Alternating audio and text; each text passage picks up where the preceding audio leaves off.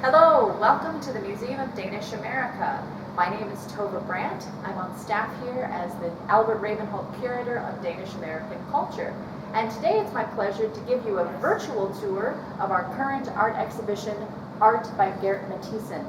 This is a beautiful, bright, colorful, vibrant art installation here for the summer months, and we'll be able to walk through the galleries, and you can use your computer to look around all around the walls and even on the ceiling to see the installation here.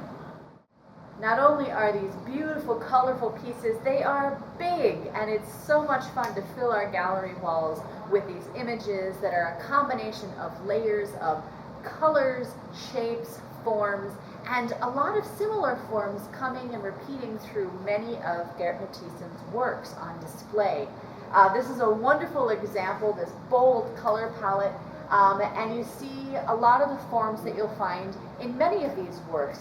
Flowers, vessels, fish, something that might be some sort of mammal. Some of these things we can relate to Gert's own biography. He grew up in Denmark. He was born in 1951 in the coastal town of Esbjerg.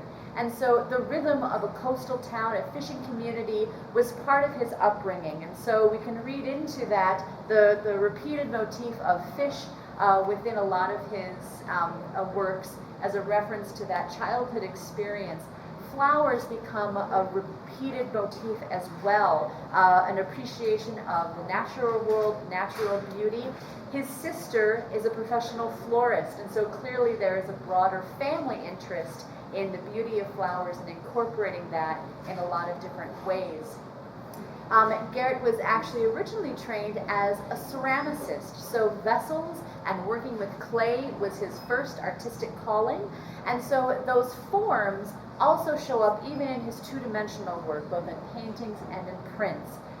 So a lot of these forms we see in this piece, and as you look around the gallery, this large, tall work in blue, very different color palette, but many of the same motifs, the vase, the flowers, the tiger or bear heads, and birds as well. Looking over onto the largest pieces here, we have two substantial canvases, one in green, which has these oversized vessels, and then on the orange and kind of orange, brown, red palette, vessels that have been overlayered with flowering trees. And again, some of the tiger or bear forms, the flowers, the birds, a lot of these celebratory, natural motifs that we see in a lot of Gert Mathiesen's work. Here we have another good example of a lot of those same motifs, and in this piece you can really see the layering that Mathiesen put into a lot of his painted canvases. The first layer would have been color blocks, yellow, purple, blue, covering the entire canvas with color blocks. Over that goes the forms, the vases, the flowers, the tigers, the human heads, and all of that comes together to have this beautiful, vibrant presentation. In some pieces, he plays with those layers and the color blocks even further. Over here, we have pieces that have been called the Egyptian series, and they do kind of remind one of printed cottons, very elaborate print work from perhaps a more exotic culture. But if you look behind, you can see that color blocks become the first layer, and then larger, bolder colors overlaying even the subtler background. So you have the orange with hints of some other variations behind that. You have this deep magenta and then the bright blue in the middle. And picked out from all of that are those same types of motifs, birds, vases, flowers. And so a lot of those same ideas are given different emphasis in this. You see the color blocks first, and only then do you see the patterns and forms that are so much a part of his visual vocabulary. In other pieces, particularly in works on rice paper and in prints, again, pieces are colored on first.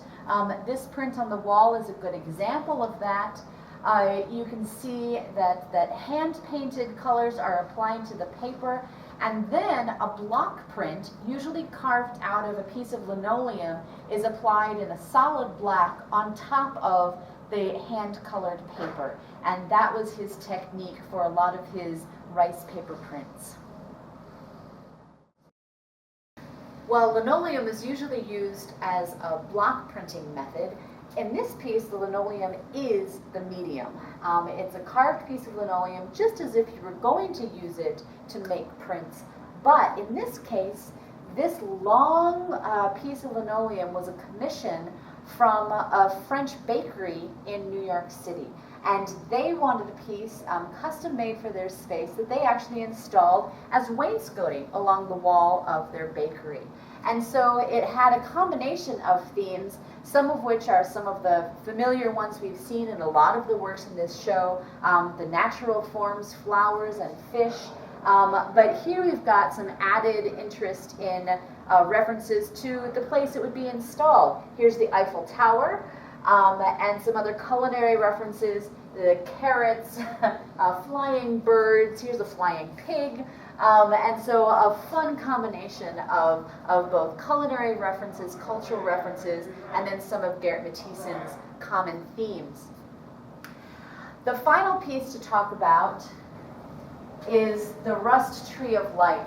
And this is a piece done immediately in the aftermath of Hurricane Sandy when it hit the New York coast. And it brings out a lot of the common themes we've seen in these pieces, a tree, flowers, and birds, but it comes together in maybe a little more narrative way, especially knowing that this was inspired by a tree that Gert saw as he was driving home in the days just after the hurricane. And he saw a tree filled with birds, and that really inspired this piece. So even though the flowers are falling, the birds are still there. They're still representing the life within that tree, and knowing that the tree will flower again in the cycle of seasons. We are very honored to host this collection of Gert Mathiesen's work. We're sad that he is no longer with us in producing new work. He died suddenly with an aneurysm while he was in Denmark visiting his sister.